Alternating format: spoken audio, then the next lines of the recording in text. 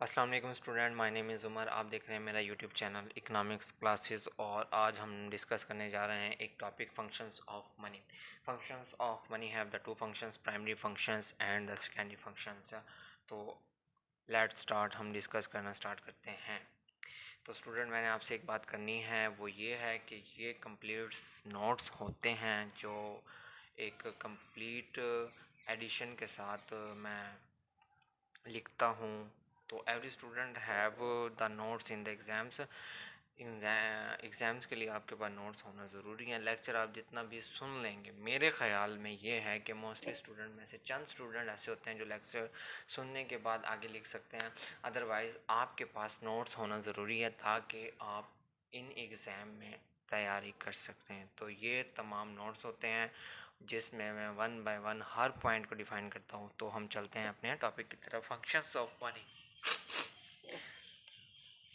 उसमें moss money prefer the primary and the secondary functions and contingents and other functions. ठीक है, ये functions होते हैं primary, secondary and contingents functions. It is not only remove the barter system. अब money से ना सिर्फ बार्टर सिस्टम रिमूव हुआ है और इसने और भी बहुत से बेनिफिट्स दिए हैं इंसान को, but oils the wheels and industry in the present day. और प्रेजेंट जो टाइम पीरियड है हमारा, इनमें ये तमाम चीज़ें oils, wheels and industry use हो रही हैं। तो प्राइमरी फंक्शन की तरफ हम चलते हैं। The primary function is the primary functions of money are act as a medium of exchange as a unit of value। तो आगे हम चलते हैं और देखते हैं कि मीडियम ऑफ एक्सचेंज हमारे पास क्या है। ये है जी हमारे पास medium of exchange. The medium of exchange का आपको मैं सिंपल बता देता हूँ। सिंपल देख लें कि आप किसी भी शॉप पर या किसी भी शोरूम में या किसी भी मॉल्स में जाते हैं, उसके बाद आपके पास मनी की कंडीशन में पैसा होता है, उससे आप कोई भी चीज़ परचेज़ करते हैं, चीज़ आपके पास आ जाती है और आप पैसा आगे, मनी आगे डिलीवर कर देते हैं। The medium of exchange simple decompose the barter system and every one two purchase the goods of his choice at any time. ठीक है जी, बार्टर सिस्टम को मनी ने क्या किया, बिल्कुल डिस्ट्रॉय कर दिया, ख़त्म कर दिया। आप कोई भी चीज़ किसी भी वक्त परचेज़ करते हैं इफ़ आपके पास अगर मनी मौजूद है, पैसा मौजूद है। The functions money sports the time and value. ठीक है, सॉरी स्पोर्ट नहीं है, separate the time and value.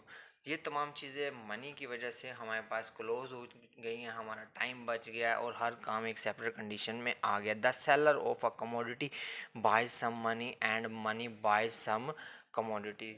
ठीक है, बेचने वाला कोई भी चीज़ बेच के उसके बाद पैसा हासिल करता है और पैसा हासिल करने वाला दोबारा से कोई चीज़ परचेज कर सकता है। Because the money is generally acceptable. ठीक है, आपको पता है कि पैसा जनरली एक्सेप्टेबल है। आप किसी भी शख्स के पास जाएंगे, आप उसको अमाउंट देंगे, कोई भी शख्स आपको ऐसा नहीं कहेगा कि इस अमाउंट के बदले आपको उस अमाउंट की प्राइस वो देने के लिए तैयार नहीं है। जैसे कि आप एक शोरूम में जाते हैं, आपके पास अगर होंडा सीडी की प्राइस मौजूद है तो आप उसको पेमेंट करके होंडा सीडी बाइक्स खरीद सकते हैं। We can purchase goods in bargaining system. ठीक है, हम बारगेनिंग सिस्टम के जरिए गुड्स को परचेज कर सकते हैं। It helps to productions and divisions of labour and increase the efficiency of output. अब इसने क्या किया, हमें हमारे प्रोडक्शंस में हेल्प की है, हमने किस तरह से क्या चीज़ पैदा करनी है, एंड डिवीजन्स ऑफ लेबर, और लेबर को हमारी डिवाइड कर दिया है। जैसे कि अब ऐसा नहीं है कि हम large amount of labour hire कर लें और आगे हमारे पास क्या हो, काम ना हो।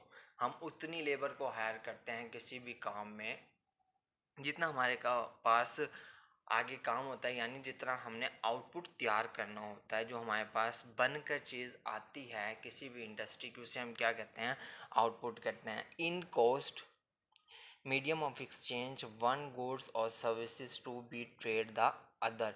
ठीक है, मीडियम ऑफ एक्सचेंज के ज़रिए आप किसी भी चीज़ की क्या है, ट्रेड कर सकते हैं। गुड्स है चाहे वो सर्विसेज, सर्विस आप बेहतर जानते हैं, गुड्स भी जानते हैं, चलो मैं एक बार एक्सप्लेन कर देता हूँ।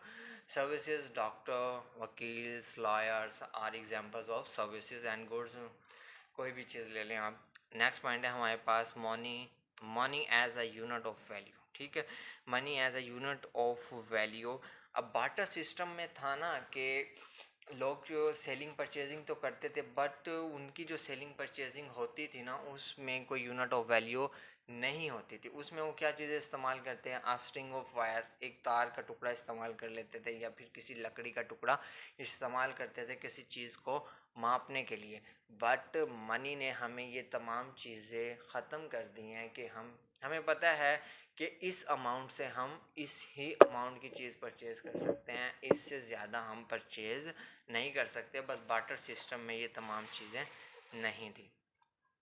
अब नेक्स्ट है the monetary unit measure and express the value of all goods and services. अब जो मनी आई है उसने हमें तमाम चीज़ों की वैल्यू के बारे में और सर्विसेज के बारे में बता दिया है। Money express the goods and services in the terms of price. ठीक है, हमें बेहतर पता है कि किसी भी चीज़ की क्या प्राइस है। ठीक है, अब जैसे कि मैंने एक आईफोन परचेज़ करना है तो मनी के ज़रिए मुझे पता है आईफोन की प्राइस क्या है, 4 लाख है, 5 लाख है, 15 है, 10 है, जितनी भी है इन मैनी कंट्री।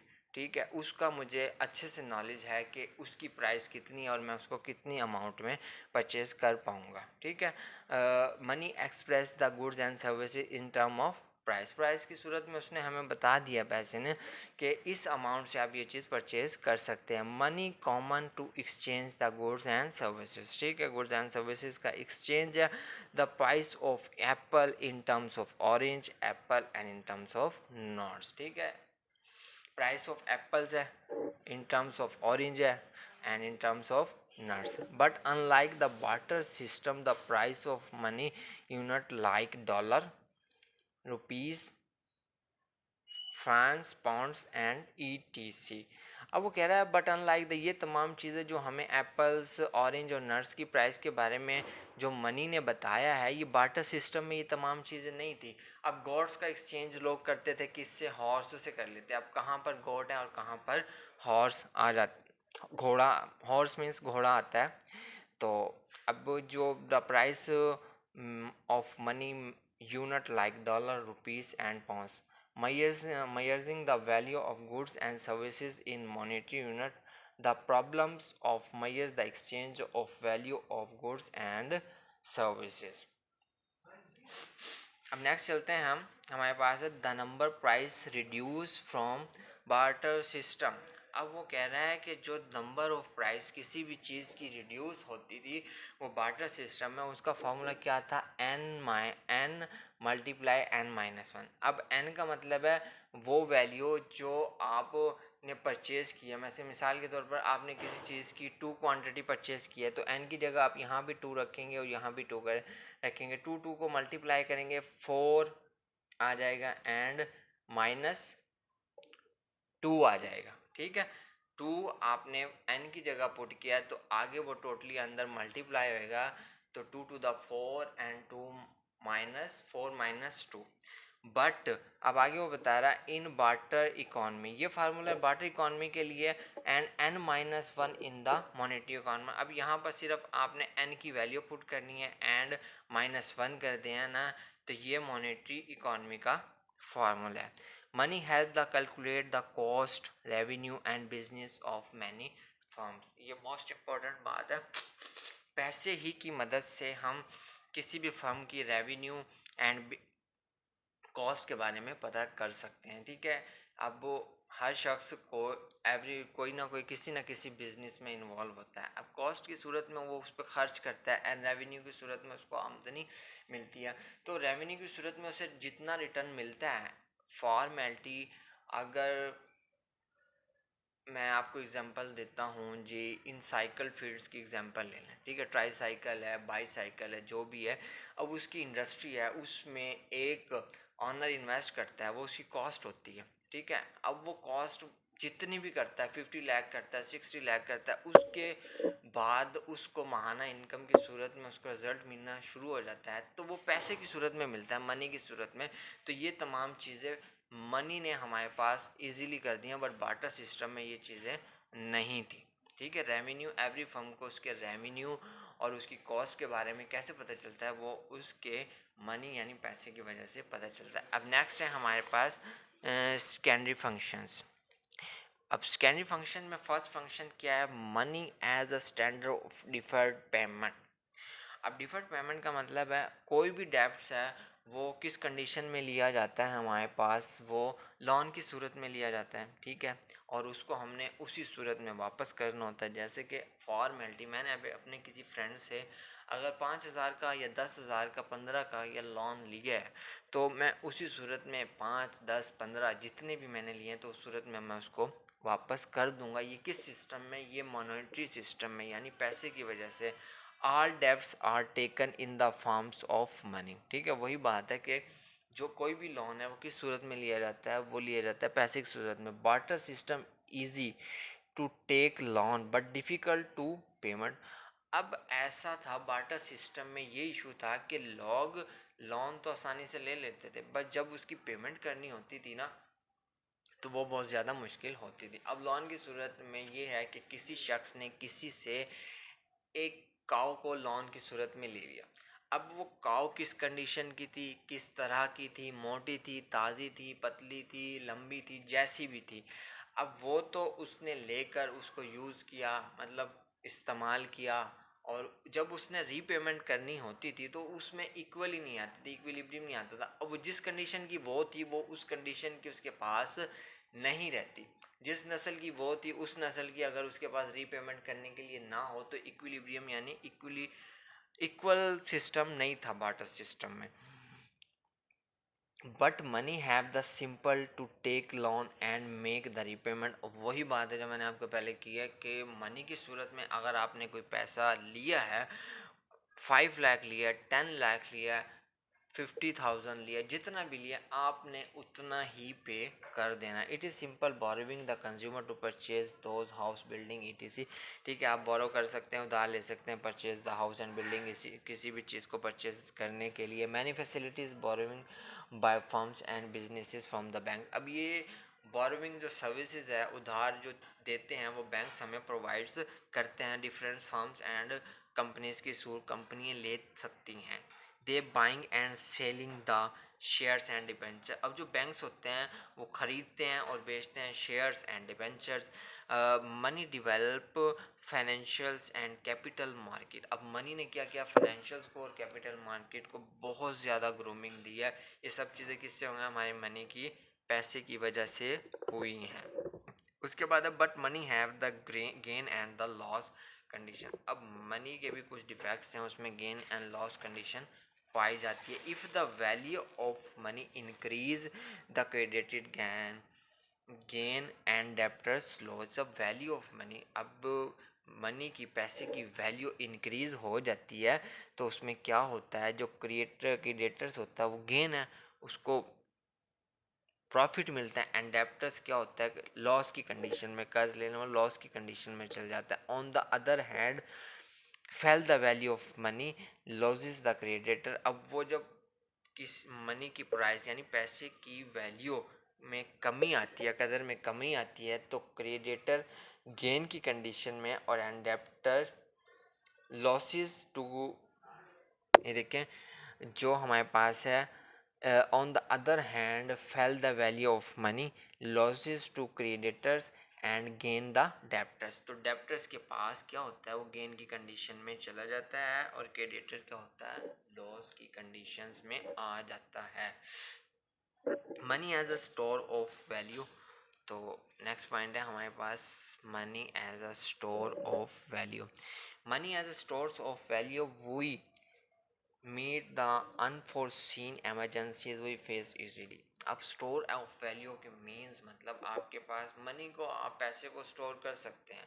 अगर आपके पास इनकम है, आप 5 लाख महाना कमाते हैं तो उसमें से आप 2 लाख 3 लाख खर्च करके 2 लाख को 3 लाख आपने अगर इन्वेस्ट कर दिया है अपने हाउस होल्ड सेक्टर में, सेलिंग, परचेजिंग, बिल्स वगैरह एंड मैनी अदर, अपनी ज़रूरियात को पूरा करने के लिए 3 लाख आप खर्च कर भी देते हैं तो आपके पास 2 लाख वापस बच जाता है। वो एक्सपायरी कंडीशन में नहीं है, ठीक है, वो बाटा सिस्टम वाला टाइम नहीं है। आप उस 2 लाख को स्टोर कर सकते हैं, अपने पास रख सकते हैं, इमरजेंसी की सूरत में यूज़ कर सकते हैं। One can store the value like currency notes, bonds, house, building, shares, etc. इन तमाम चीज़ों की सूरत में अब आप अपनी मनी को, पैसे को स्टोर कर सकते हैं। But some disadvantages of the store values sometimes involve the shortage of cost।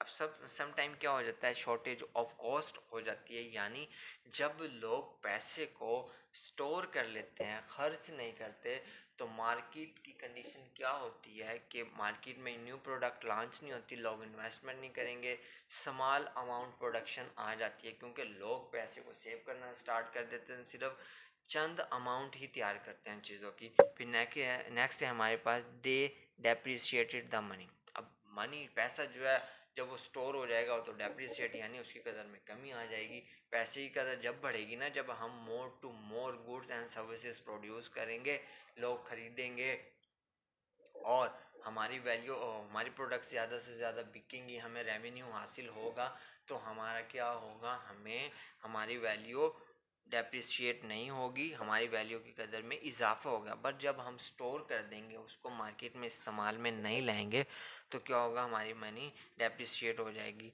They illiquid and are not generally acceptable. अब इलिक्विड की सूरत में जनरली एक्सेप्टेबल नहीं है। आपने अगर मनी को, पैसे को स्टोर करना भी है, तो वो लिक्विड एसेट्स की सूरत में होना चाहिए। आपके पास कोई बिल्डिंग्स है, वो करंट सूरत में आप किसी भी टाइम बेच सकते हैं, ठीक है। अब ऐसा नहीं है, अगर आपने कोई मिसाल के तौर पर प्रॉपर्टी परचेज़ की है, वो out of the city purchase कर ली है, ठीक है, रूरल एरियाज़ में, उसको सेल करने के लिए बड़ा टाइम चाहिए। लिक्विड एसेट यानी किसी भी टाइम आप सेल करें और आपको पैसे की सूरत, मनी की सूरत में पैसा मिल जाए। Keynes emphasise the liquid money, hold money liquid and convert into the real money. अब कीन्स ने कहा है कि होल्ड मनी, आपने उस चीज़ को अपने पास होल्ड रखना है जो सिर्फ लिक्विड एसेट्स की सूरत में, जिसे आपको पैसे की सूरत में कन्वर्ट कर सकें, जैसे कि गोल्ड, सिल्वर है। अब गोल्ड है, लिक्विड एसेट, आप किसी भी टाइम जाएं, उसको सेल करो, आपके करंट फॉर्म में आपको पैसा मिल जाएगा, उसके बाद अपनी ज़रूरियात को पूरा कर सकते हैं, बस गोल्ड को सेल करने के बाद, ठीक है।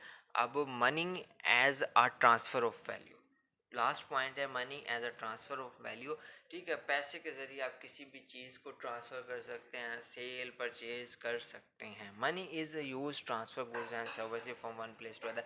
अब फॉर्मेलिटी, मैं टीचर हूँ, मैं अपनी सर्विसेज प्रोवाइड करता हूँ किसी भी स्टूडेंट को, उसकी सूरत में मैं क्या, महाना फीस उनसे गेन करता हूँ, लेता हूँ, तो क्या होता है, वो मुझे ट्रांसफ़र ऑफ वैल्यू, मैंने उनको अपनी सर्विसेज प्रोवाइड की और उन्होंने क्या किया, उन्होंने मुझे पैसे की सूरत में मतलब रिजल्ट दे दिया।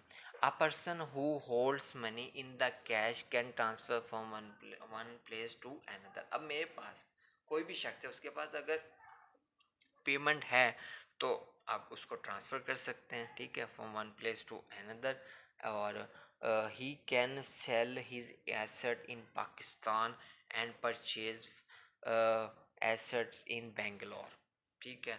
अब मिसाल के तौर पर any person have the any assets, buildings है, हाउस है, गोल्ड्स हैं, सिल्वर है, वो पाकिस्तान में परचेज़ कर सकता है। पाकिस्तान में परचेज़ करने के बाद उसके पास मनी की सूरत में पैसा आ गया है, तो वो कहाँ जाके, वो जाकर वहाँ बेंगलोर में अपना new buildings, new house and new property ख़रीद सकता है। Money as a transfer of value का मतलब ही यही है कि आपने पैसे के ज़रिए चीज़ें ख़रीदी, एक जगह से दूसरी जगह ट्रांसफ़र की।